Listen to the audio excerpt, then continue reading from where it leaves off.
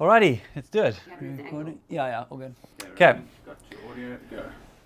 Well, welcome to 10 with Tom. My name is Tom, and this is where we get to explore faith together 10 minutes at a time. Today's message is entitled A Tale of Two Stories.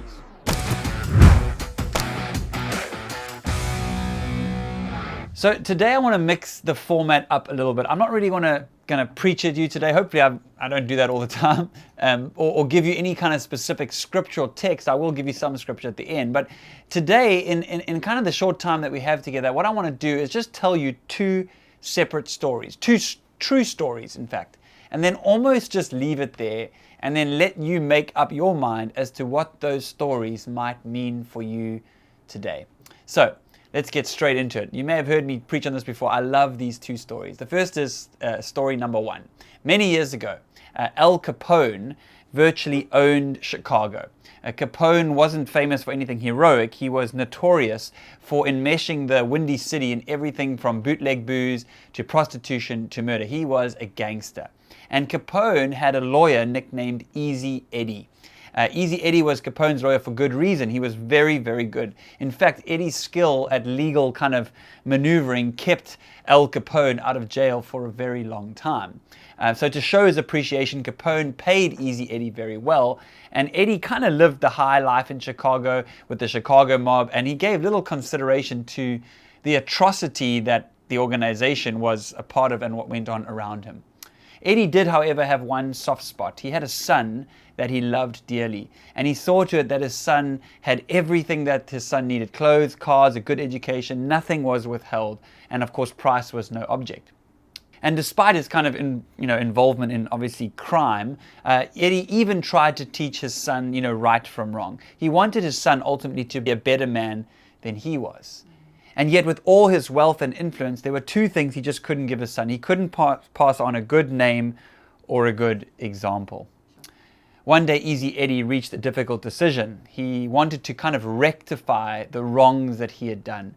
And he decided that he would actually go to the authorities and tell the truth about Al Scarface Capone. He'd clean up his tarnished kind of reputation and offer his son some semblance of integrity.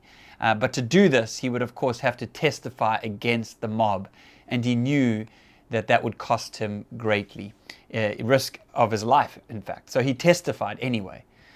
Sadly, within a year, Easy Eddie's life ended in a blaze of gunfire on a lonely Chicago street. But in his eyes, he had given his son the greatest gift he had to offer, at the greatest price he could ever pay. Police removed from his pockets a rosary, a crucifix, a religious medallion, and a clipping from a magazine that read this: "The clock of life is wound but once, and no man has the power to tell just when the hands will stop at late or early hour. Now is the only time you own. Live, love, toil with a will, place no faith in time, for the clock may soon be still." Story number two. Also a true story. World War II produced many heroes. One such man was Lieutenant Commander Butch O'Hare. He was a fighter pilot assigned to the aircraft carrier Lexington in the South Pacific during World War II. One day his entire squadron was sent on a mission, and after he was airborne, he looked at his fuel gauge and realized that someone had forgotten to top up his fuel tank, and he would not have enough fuel to complete the mission and get back to the ship. So his flight leader told him to return to the aircraft carrier, and reluctantly Butch O'Hare dropped out of formation and headed back to the Navy fleet. But as he was returning to the ship, he saw something that literally turned his blood cold. A squadron of Japanese aircraft were speeding its way towards the American fleet. And the fighters who were gone on a mission had left the fleet all but defenseless. He tried to reach his squadron and bring them back in time, but he couldn't, nor could he warn the fleet of the approaching danger. So there was only one thing to do. He must somehow divert the Japanese attack from the fleet.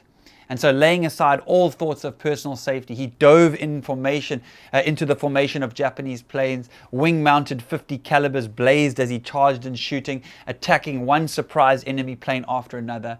Butch wove in and out of this now broken formation and fired at as many planes as possible until all his ammunition was finally spent. But he didn't stop there. Undaunted, he continued the assault. He dove at the planes, trying to clip a wing or a tail in hopes of damaging as many enemy planes as possible, rendering them unfit to fly. Finally, miraculously, the exacerbated Japanese squadron actually took off in another direction. And so, deeply relieved, Butch O'Hare and his tattered, damaged fighter limped back to the aircraft carrier. And miraculously, he made it. Upon arrival, he reported in and he related the event surrounding his return. And the film from the gun camera mounted on the plane told the whole story. It showed the extent of his daring attempt to protect the fleet and in fact showed that he'd actually destroyed 5 enemy aircraft by himself. Now, this took place on February 20th, 1942.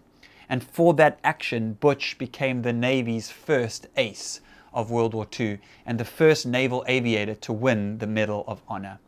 A year later, sadly, Butch was killed in aerial combat at the age of 29. His hometown would not allow the memory of this hero to fade, and today, O'Hare Airport in Chicago is named in tribute to the courage of this great man. So next time, or if you ever find yourself at O'Hare International Airport in Chicago, give some thought to visiting Butch's memorial display. It's a statue with his Medal of Honor. It's located between Terminals 1 and 2. So, what do these two stories have to do with each other? I always get emotional on this story. Butch O'Hare was Easy Eddie's son.